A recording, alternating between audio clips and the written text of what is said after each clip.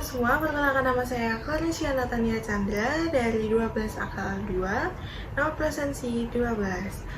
Pada kesempatan kali ini, saya akan mempresentasikan bab 1 agama Kristen yang berjudul Demokrasi dan Hak Asasi Manusia sebagai Anugerah Allah. Memulai materi ini, kita diajak untuk belajar sebagai orang Kristen. Kita dipanggil untuk menghargai setiap manusia karena semua manusia diciptakan oleh Allah dengan martabat yang sama. Oke teman-teman, selanjutnya di sini ada firman Tuhan. Aku ambil dari Kejadian 1 ayat 27 yang berbunyi, "Maka Allah menciptakan manusia itu menurut gambarnya, menurut gambar Allah diciptakannya. Dia laki-laki dan perempuan diciptakannya mereka." Jadi apa sih makna firman Tuhan kali ini? Nah, setiap manusia diciptakan menurut gambar Allah. Yang kedua, semua manusia memiliki martabat yang sama. Yang ketiga, tidak seorang pun dibolehkan untuk merendahkan ataupun diperlakukan tidak adil. Dan yang keempat, menghargai hak orang lain merupakan bentuk kasih kepada sesama. Apa itu demokrasi? Demokrasi berasal dari bahasa Yunani adalah demos atau kalau di bahasa Indonesia kan adalah rakyat, dan kratos yang artinya kekuasaan. Jadi kalau digabung itu adalah pemerintahan yang dijalankan oleh rakyat dari rakyat untuk rakyat.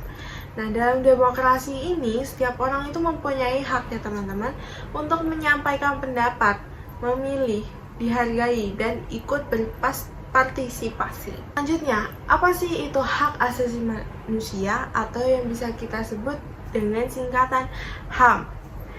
Hak asasi manusia adalah hak yang dimiliki setiap manusia sejak lahir sebagai pemberian Tuhan. Nah, apa aja hak yang manusia bisa peroleh gitu? Yang pertama adalah hak hidup, hak memperoleh pendidikan, hak beribadah, hak mendapatkan perlakuan adil, dan hak menyampaikan pendapat. Selanjutnya, apa sih hubungan demokrasi dan HAM sebagai anugerah Allah? Di sini aku mau bahas ya teman-teman. Yang pertama adalah menciptakan semua manusia sederajat. Yang kedua, mengasihi semua orang tanpa membeda-bedakan. Yang ketiga, memberi manusia kebebasan untuk memilih. Dan yang keempat, menghendaki kehidupan yang penuh kasih dan keadilan. Artinya apa sih? Artinya adalah demokrasi dan HAM merupakan sarana untuk menjaga martabat manusia sebagai ciptaan Allah. Nilai Kristiani apa yang kira-kira bisa kita dapat dari bab ini? Yang pertama, mengasihi sesama. 2. Menghormati perbedaan. 3. Berlaku adil. 4. Menjaga perdamaian. Dan yang kelima, menghargai hak orang. Mengapa sih teman-teman kita itu harus menghargai HAM atau hak asasi manusia? Yang pertama, semua manusia itu berharga di mata Tuhan. Sehingga yang poin kedua, Tuhan itu tidak membeda-bedakan manusia. Jadi kita itu nggak boleh membeda-bedakan manusia juga. Nah, yang ketiga adalah menghargai HAM, berarti menghormati karya Allah.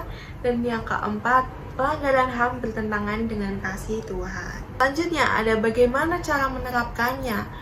Yang pertama adalah menghargai teman yang berbeda agama. 2. Memberi kesempatan kepada teman untuk berbicara. Jadi kita nggak boleh terus-terusan berbicara atau menyampaikan pendapat sendiri tanpa tahu pendapat orang lain seperti apa.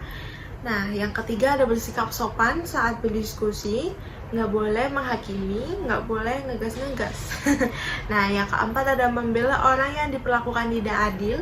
Dan yang kelima, menolong orang tanpa membedakan suku atau agama. Kesimpulan yang bisa kita dapat dari bab 1 ini adalah demokrasi memberi kesempatan kepada setiap orang untuk berpartisipasi.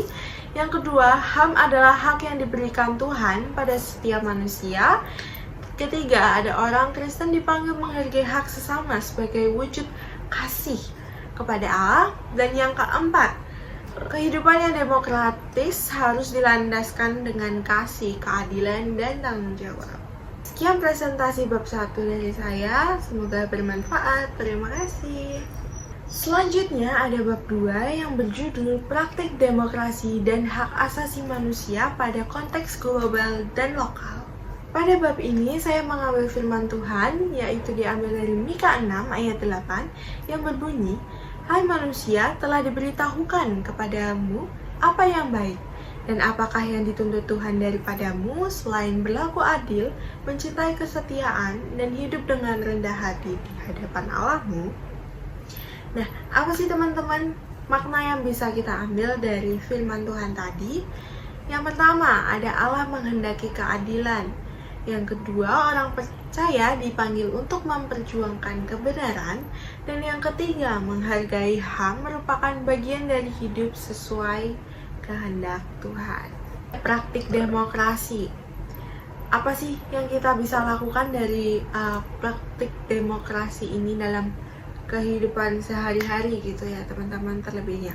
Nah, yang pertama adalah pada saat pemilu, kita itu harus memilih pemilu yang jujur, karena pemilu itu kan menentukan siapa pemimpin kita berikutnya ya teman-teman. Jadi kita harus memilih pemilu yang jujur. Dan yang kedua, musyawarah. Yang ketiga, kebebasan berpendapat. Dan yang keempat, partisipasi masyarakat. Bagaimana peran orang Kristen? Yang pertama, menghormati hak sesama. Yang kedua, menjadi pembawa damai. Yang ketiga, membela keadilan. Dan yang keempat, menjadi terang dunia. Mengapa sih materi ini penting? Yang pertama, untuk membentuk sikap menghargai sesama. Yang kedua, menumbuhkan rasa tanggung jawab. Yang ketiga, menjaga persatuan bangsa. Dan keempat, menciptakan kehidupan yang damai. Dan yang terakhir, menjadi wujud kasih kepada Allah. Nah, apa kesimpulan yang bisa kita dapat dari bab 2 ini, teman-teman? Yang pertama, ada demokrasi dan HAM harus dipraktikkan dalam kehidupan. Yang kedua, praktik tersebut dimulai dari lingkungan terkecil. Dan yang ketiga, orang Kristen dipanggil menjadi teladan dalam menghargai sesama. Dan yang keempat, kasih, keadilan, dan perdamaian menjadi dasar kehidupan bersama. Sekian bab 2 dari saya, terima kasih. Selanjutnya ada bab 3 yang berjudul Talentaku bagi Bangsa dan Negara. Nah teman-teman, sebelum itu aku mau tanya nih, kenapa sih Tuhan itu ngasih talenta untuk kita? Apakah untuk kepentingan sendiri atau untuk kepentingan orang lain? Nah jawabannya adalah teman-teman, Tuhan itu ngasih kita talenta bukan hanya untuk diri sendiri ya teman-teman, tapi juga untuk melayani Tuhan, untuk bagi bangsa dan negara, dan juga untuk memberikan manfaat dan membantu untuk sesama, seperti itu. Langsung saja kita bahas ya teman-teman. Oke teman-teman, pada bab 3 ini aku mengambil firman Tuhan dari Matius 25 ayat 14 sampai 30. Nah, intinya aja teman-teman, kalian bisa baca dalam ayat itu tuh berisi perumpamaan tentang talenta yang mengajarkan bahwa Tuhan itu memberikan karunia dan potensi kepada setiap orang sesuai kesanggupannya. Nah, apa aja sih makna firman Tuhan? Yang pertama, ada Tuhan memberikan talenta yang berbeda kepada setiap orang. Yang kedua, talenta harus dikembangkan, bukan disembunyikan ya teman-teman. Yang ketiga, bertanggung jawab menggunakan talenta untuk memuliakan Tuhan dan melayani sesama. Kemudian, apa sih itu talenta? Nah, talenta itu adalah kemampuan, keterampilan, atau potensi yang Tuhan berikan kepada setiap manusia. Talenta setiap orang berbeda-beda nih. Contohnya, yang pertama, menyanyi, bermusik, mengajar, memimpin, menggambar, berolahraga, menulis, dan berkomunikasi. Nah, semua itu adalah talenta yang diberikan oleh Tuhan, teman-teman. Jadi, kalau kalian punya talenta salah satu dari situ, kalian bisa kembangkan ya, teman-teman. Misalnya nih, kalian bisa nyanyi, kalian bisa menjadi worship leader di gereja, atau kalian bisa menari, berarti kalian bisa jadi tamborin di gereja untuk melayani gitu. Kalau kalian bisa mengajar, berarti kalau misalkan kalian ada yang kesusahan, teman sebangku misalkan, teman sebangku kalian itu kesusahan matematika nih contohnya, nah kalian bisa bantu teman kalian untuk diajarkan matematika itu gitu. Kenapa sih Tuhan itu memberikan talenta? Yang pertama, Tuhan itu memberikan untuk memuliakan Tuhan ya teman-teman pastinya. Melayani sesama, menjadi berkat, mengembangkan diri, dan berkontribusi bagi bangsa dan negara.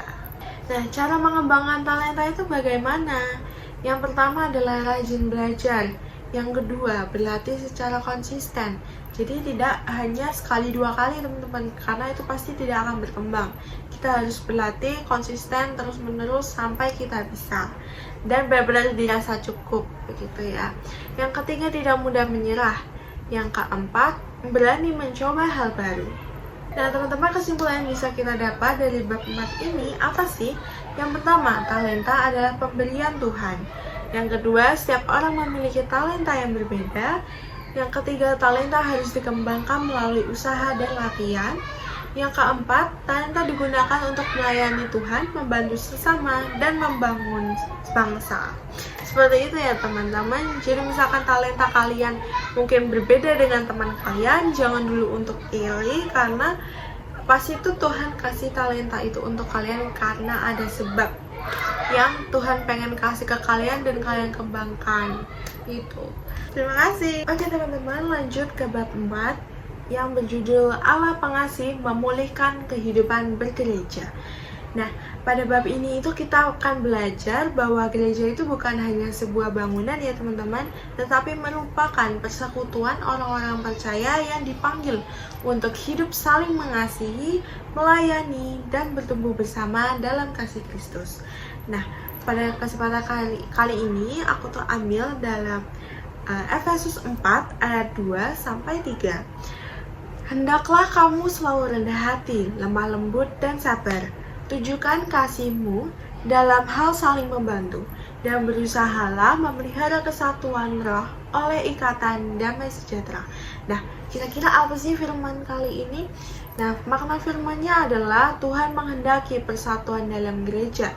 Yang kedua, kasih menjadi dasar kehidupan bergereja ya teman-teman. Seperti melayani, itu termasuk juga dalam kasih. Terus komsel-komsel itu juga dalam kasih ya teman-teman. Yang ketiga, setiap anggota gereja memiliki tanggung jawab menjaga kesatuan. Apa sih arti gereja itu? Gereja bukan hanya gedung tempat ibadah, bukan hanya bangunan ya, tetapi gereja adalah persekutuan orang-orang percaya yang dipanggil untuk hidup dalam Kristus. Nah, apa tujuan dibangunnya gereja? Yang pertama, untuk beribadah kepada Tuhan. Yang kedua, bertumbuh dalam iman. Yang ketiga, melayani sesama. Dan yang keempat, menjadi terang bagi dunia. Seperti itu. Biasanya sering muncul masalah nih teman-teman. Kadang muncul masalah seperti yang pertama, perbedaan pendapat. Yang kedua, kurangnya kepedulian. Yang ketiga, konflik antar anggota. Yang keempat, egoisme.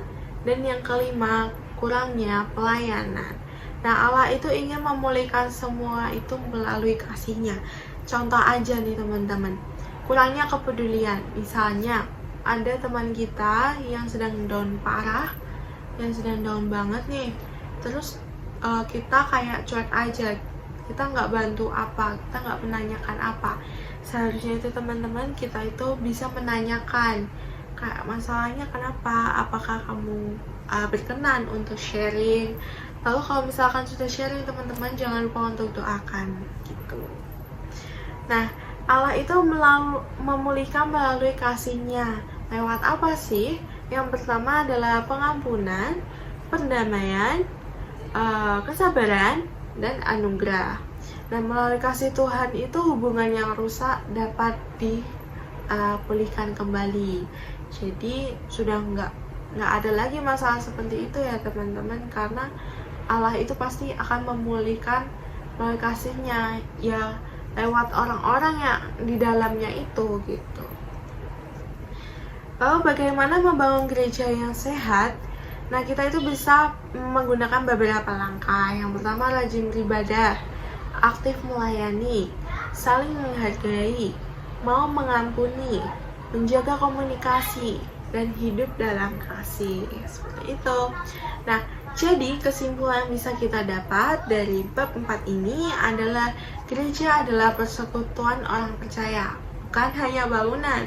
Yang kedua, Allah ingin memulihkan kehidupan bergereja melalui kasih. Setiap anggota gereja memiliki tanggung jawab menjaga persatuan. Jadi tidak hanya untuk satu orang atau dua orang, hanya pemimpin-pemimpinnya aja yang menjaga persatuan, itu tidak ya teman-teman. Tapi setiap anggota gereja itu perlu untuk menjaga persatuan gitu. Nah, yang terakhir ada kasih, pengampunan, dan pelayanan menjadi dasar kehidupan bergereja. Seperti itu ya teman-teman. Sampai jumpa di bab 5. Terima kasih. Oke teman-teman, lanjut ke bab 5, yaitu yang berjudul Allah memulihkan kehidupan berbangsa dan bernegara. Nah, pada bab 4 tadi kita kan membahas tentang memulihkan gereja nih teman-teman. Nah, sekarang kita membahas tentang memulihkan kehidupan berbangsa dan bernegara. Nah, melalui materi ini kita itu akan belajar bahwa Tuhan menghendaki bangsa dan negara hidup dalam perdamaian, keadilan, persatuan, dan saling menghargai.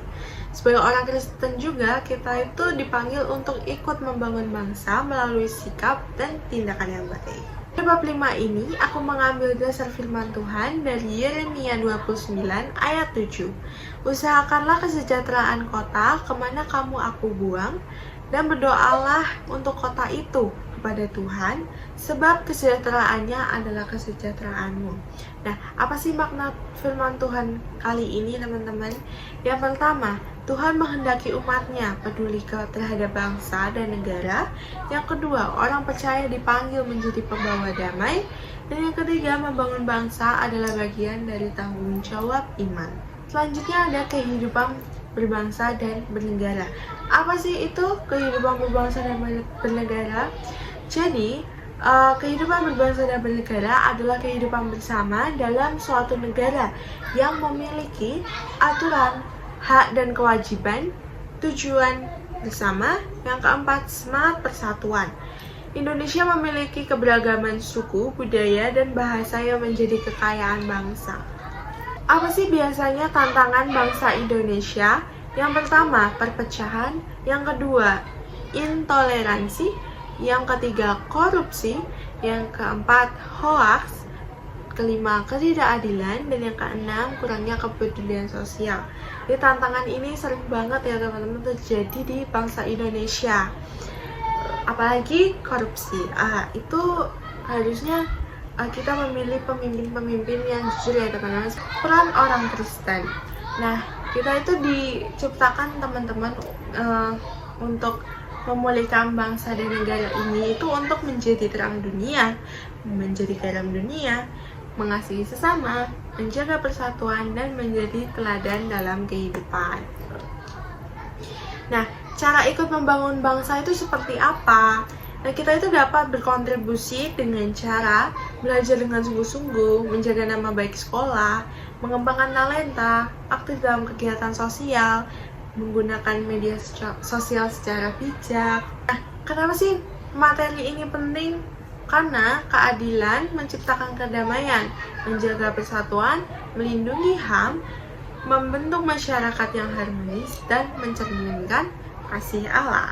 Oke teman-teman, kesimpulan yang bisa kita dapat dari bab 5 adalah Allah menghendaki bangsa hidup dalam damai dan keadilan. Setiap warga negara memiliki tanggung jawab membangun bangsa. Yang ketiga, orang Kristen dipanggil menjadi pembawa damai. Dan yang keempat, kasih, persatuan, dan tanggung jawab menjadi dasar kehidupan berbangsa. Oke teman-teman, sekian bab 5 dari aku. Sampai jumpa di bab 6. Oke teman-teman, selamat datang di bab 6. Jadi hari ini aku mau bahas tentang bab 6 yang berjudul keadilan sebagai dasar demokrasi dan hak asasi manusia. Nah, pada bab ini itu kita belajar bahwa keadilan merupakan dasar penting dalam kehidupan masyarakat. Tanpa adanya keadilan, demokrasi dan hak asasi manusia tidak dapat berjalan dengan baik. Sebagai orang Kristen, kita dipanggil untuk hidup adil dan menghargai setiap orang. Dasar firman yang aku ambil adalah dalam Amos 5 ayat 24. Tetapi biarlah keadilan bergulung-gulung seperti air dan kebenaran seperti sungai yang selalu mengalir. Nah, Allah itu menghendaki keadilan bagi semua orang. Keadilan harus diwujudkan dalam tindakan nyata. Yang ketiga, orang percaya dipanggil membela kebenaran dan menolak ketidakadilan. Jadi harus berani ya teman-teman untuk membela kebenaran gitu. Nah, apa sih itu keadilan? Jadi keadilan itu adalah memberikan kepada setiap orang apa yang menjadi haknya tanpa membeda-bedakan. Ciri-cirinya adalah tidak pilih kasih, jujur, menghargai hak orang lain, tanggung jawab, dan mengutamakan kebenaran. Nah, jenis tingkatan dan peraturannya. Pertama, hubungan keadilan dengan demokrasi.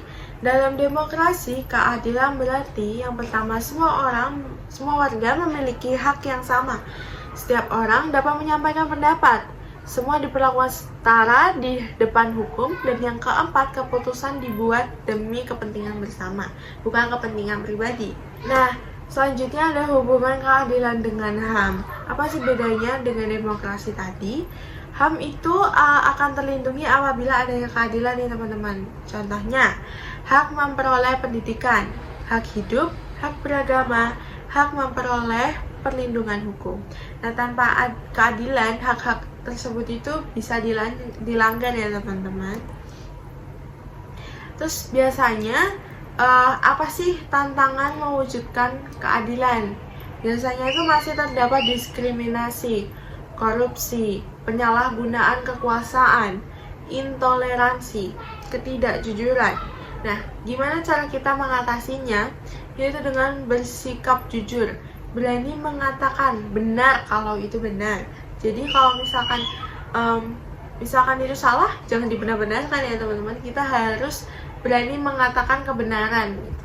Nah, menghargai sesama, hidup sesuai firman Tuhan. Bagaimana kita sebagai orang Kristen? Sebagai orang Kristen kita itu dipanggil untuk mengasihi sesama, membela kebenaran, menghormati hak orang lain, menjadi pembawa damai, dan menolak ketidakadilan. Mengapa sih keadilan itu penting? Karena keadilan itu menciptakan kedamaian, menjaga persatuan, melindungi HAM, membentuk masyarakat yang harmonis, dan mencerminkan kasih Allah. Kesimpulan yang kita bisa dapat dari bab 6 ini adalah keadilan merupakan dasar demokrasi dan HAM. Allah menghendaki setiap manusia diperlakukan dengan adil. Orang Kristen dipanggil menjadi pembela kebenaran, dan keadilan harus dimulai dari diri sendiri dan diterapkan dalam kehidupan sehari-hari. Sekian video dari saya dari bab 1 sampai bab 6. Terima kasih teman-teman sudah menonton.